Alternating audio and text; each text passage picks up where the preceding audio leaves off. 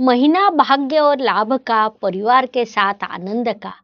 जिंदगी अपने दम पर जी जाती है, दूसरे के कंधों पर तो केवल जनाजे उठाए जाते हैं। मिथुन राशि को सदैव प्रसन्न लोगों के राशि के रूप कहा जाता है।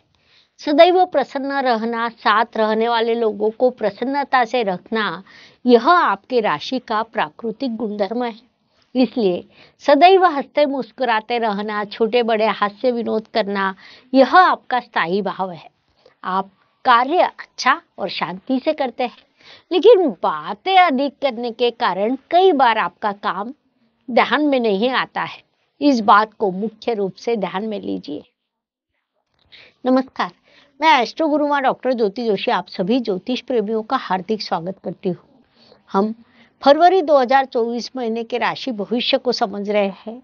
उसमें आज हम मिथुन राशि के जातकों के लिए यह महीना कैसा रहेगा, इस पर विस्तार से वार्तालाप करेंगे। विभिन्न दृष्टिकोण से इस महीने के ग्रह स्थिति का हम शास्त्रोक्त विश्लेषण करने वाले हैं। साथ ही वीडियो के अंत में मैं आपको इस महीने करने वाला विशेष उपाय भी बताने वाली हूँ, इसलिए वीडियो को अंत तक देखना न भूलें। एक और महत्वपूर्ण बात है कि हम विभिन्न दृष्टियों से यह महीना आपके लिए कैसा रहेगा, यह सदैव बड़े विस्तार से बताते हैं। उस अनुसार इस महीने आपका अनुभव क्या रहा, यह आप हमें कमेंट द्वारा हम तक पहुंचा सकते हैं, ताकि हमारे इस मार्गदर्शन का आपको लाभ हो रहा है, यह बात हम तक पहुंच सके।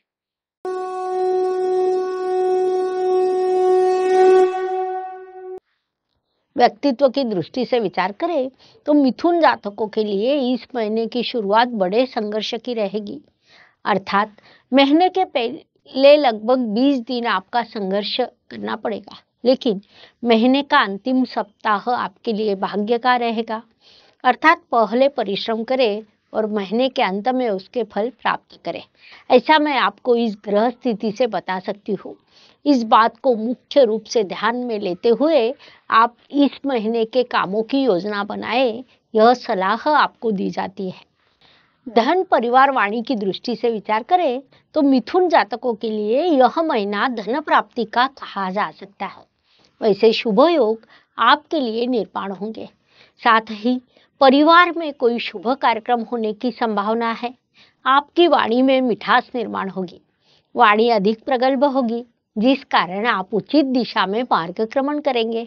संक्षेप में इन सभी दृष्टियों से ये महीना आपके लिए लाभ का कहा जा सकता है, इसलिए इस काल का पूरा उपयोग करना चाहिए। पराक्रम एवं परिश्रम की दृष्टि से विचार करें तो मिथुन जातकों के लिए ये महीना थोड़े परेशानी का कहा जा सकता है। अर्थात परिश्रम करने की तैयारी करेंगे, अर्थात किसी काम के संदर्भ में योजना बनाएंगे और दोपहर तक भूल जाएंगे। अगले दिन सुबह पुनश्च योजना बनाएंगे, दोपहर को भूल जाएंगे। ऐसी स्थिति इस महीने के प्रथम पखवाड़े में लगातार शुरू रहेगी। इस बात को ध्यान में लेते हुए आपने परिश्रम पर ध्यान केंद्रित करें, समय पर काम पूरा करने का प्रयास करें, यह सलाह आपको दी जाती है, वह आपके लिए लाभकारी रहेगा। वास्तु वाहन भूमि सुख शांति की दृष्टि से विचार करें तो मिथुन जातकों के लिए ये महीना शुभ कहा जा सकता है, क्योंकि वास्तु के सामान्य रूप से अच्छे योग आपके लिए इस काल में निर्माण होने वाले हैं। उससे भी अधिक महत्वपूर्ण बात है कि घर की सुख शांति के योग भी आपके लिए निर्माण होने वाले हैं। घर में प्रसन्नता का वातावरण बना रहेगा। घर के सहयोगी मिलने के कारण इस काल में आपका कर्तृत्व बढ़ने वाला है, जिस कारण आपको अच्छा वास्तु सौख्य प्राप्त होगा। इसलिए इस काल का पूरा आनंद ले। शिक्षा संतति प्रणय की दृष्टि से विचार करें तो प्राथमिक शिक्षा लेने वाले मिथुन जातकों को इस काल में अधिक परिश्रम करने पड़ेंगे। माध्यमिक शिक्षा लेने वाले जातकों को इस काल में अच्छी सफलता प्राप्त होगी और उच्च शिक्षा लेने वाले जातकों को इस काल में अत्यंत बड़ी सफलता प्राप्त होगी। इसके अलावा संतति सुख और संतति से मिलने वाला सुख, ऐसे दोनों सुख आपको प्राप्त होने वाले हैं, जिस कारण आप निश्चित रूप से प्रसन्न रहेंगे। इस काल में आपके लिए प्रेम विवाह के योग निर्माण होने वाले हैं। कई जातकों के जीवन में नए मित्र आ सकते हैं। उस दृष्टि से यह सकारात्मक काल है, ऐसा हम कह सकते हैं। स्वास्थ्य, कर्ज, प्रतिस्पर्धी, शत्रुओं की दृष्टि से विचार करें तो मिथुन जातकों के लिए ये महीना सामान्य रूप से अच्छा रहेगा, क्योंकि इस काल में आपका स्वास्थ्य अच्छा रहने वाला है। जिन्हें कर्जे की आवश्यकता हो उन्हें वह प्राप्त होगा, लेकिन अत्यंत आवश्यक होने पर ही कर्ज का विचार करना चाहिए, अन्यथा उस मार्ग से न जाना उचित रहता है। कोर्ट कचहरी में किसी केस पर आपका कामकाज शुरू हो और आपका पक्ष उचित हो तो उसमें भी आपको सफलता मिलने की संभावना बढ़ेगी। संक्षेप में इन सभी दृष्टियों से यह काल आपके लिए शुभ कहा जा सकता है, इसलिए इस काल का पूरा उपयोग करें। नौकरी एवं व्यवसाय की दृष्टि से विचार करें तो नौकरी करने वाले मिथुन जातकों के लिए यह काल बड़ी सफलता का, तो व्यावसायिक जातकों के लिए सफलता का रहेगा, ऐसा हम कह सकते हैं। नौकरी में आपके काम की प्रशंसा होगी, साथ काम करने वाले सहकर्मियों से उचित सहयोग मिलेगा, उससे आपको आनंद प्राप्त होगा, अधिक ऊर्जा से काम करने के लिए प्रोत्साहन मिलेगा। साथ ही व्यवसाय में कोई और व्यवसाय करने का भी विचार आपके मन में आएगा। उस अनुसार आप कामों की योजना बनाएंगे, उसके लिए आपका कुछ खर्च होगा, लेकिन ऐसे विचार जब शुरू होते हैं तब हम उसे थॉट प्रोसेस कहते हैं। तो यह थॉट प्रोसेस आपको जीवन में उन्नति की ओर लेकर जाएगी, इस बात को मुख्य रूप से ध्यान में लें।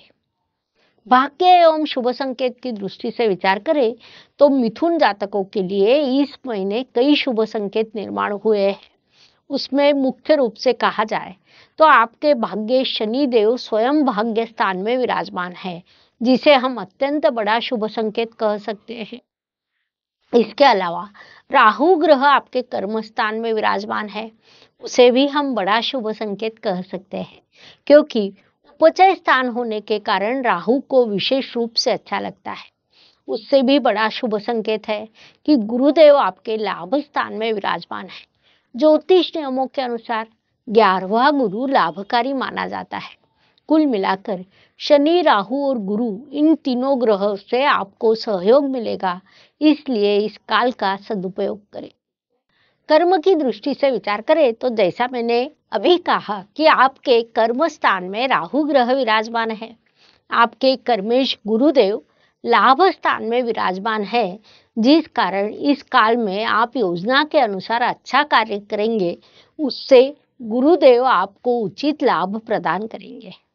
लाभ की दृष्टि से विचार करें तो मिथुन राशि के लिए यह महीना बड़े लाभ का कहा जा सकता है, क्योंकि आपके लाभ स्थान में सप्तमेश और कर्मेश गुरुदेव विराजमान है। वैसे भी 11वां गुरु अत्यंत लाभकारी माना जाता है। सप्तम स्थान व्यवसाय का, दशम स्थान कर्म स्थान होता है, जिस कारण व्यवसाय और कर्म से लाभ प्राप्त होना, ऐसी सुंदर स्थिति आपके लिए बनी है। साथ ही भाग्येश भी भाग्य स्थान में विराजमान है, जिस कारण इस काल में आपको भरपूर लाभ प्राप्त होगा। इसलिए इस काल का पूरा उपयोग करें ताकि अधिक से अधिक लाभ प्राप्त हो सके। व्यय एवं परदेश गमन की दृष्टि से विचार करें तो मिथुन जातकों के लिए इस काल में यात्रा के कई योग निर्माण होंगे। विदेश स्थित जातक भारत में वापस आने की योजना बनाएंगे, भारत में स्थित जातक विदेश जाने की योजना बनाएंगे।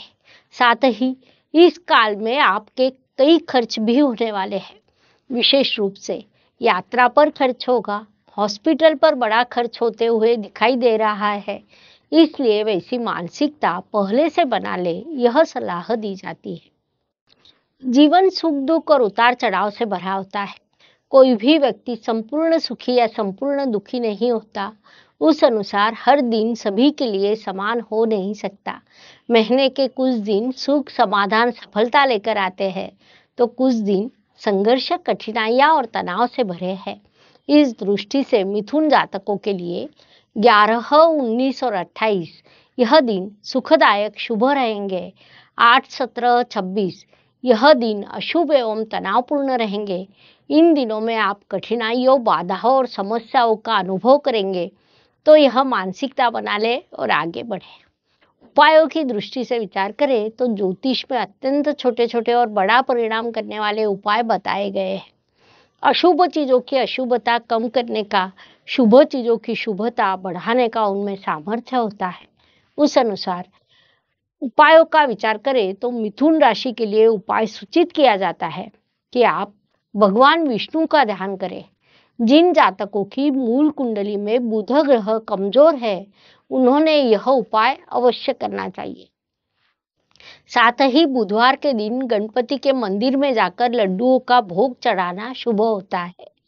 बुधवार को व्रत रखना भी शुभ माना जाता है। उस दिन गोमाता को हरी घास खिलाना चाहिए। साथ ही किन्नरों को कपड़े और हरे रंग की चूड़ियां दान करनी चाहिए। इन उपायों से शुभ परिणाम प्राप्त होंगे।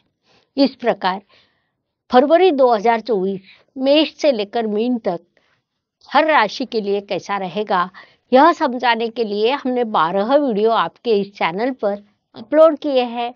पुनश्च मिलेंगे। यह वीडियो आपको अच्छा लगा हो तो लाइक, सब्सक्राइब करें। कमेंट बॉक्स में हर हर ज्योतिष, घर घर ज्योतिष लिखना न भूलें। धन्यवाद। शुभम भवतु। जय ज्योतिष। ज्योतिष का अध्ययन तथा शास्त्र की शास्त्रीय तरीके से पढ़ाई करने के लिए मेरी 2 किताबें प्रकाशित हो चुकी है। उनका अवश्य लाभ लीजिए। Please like, share and subscribe the channel. और हाँ, बेल आइकॉन दबाना ना भूलें। धन्यवाद।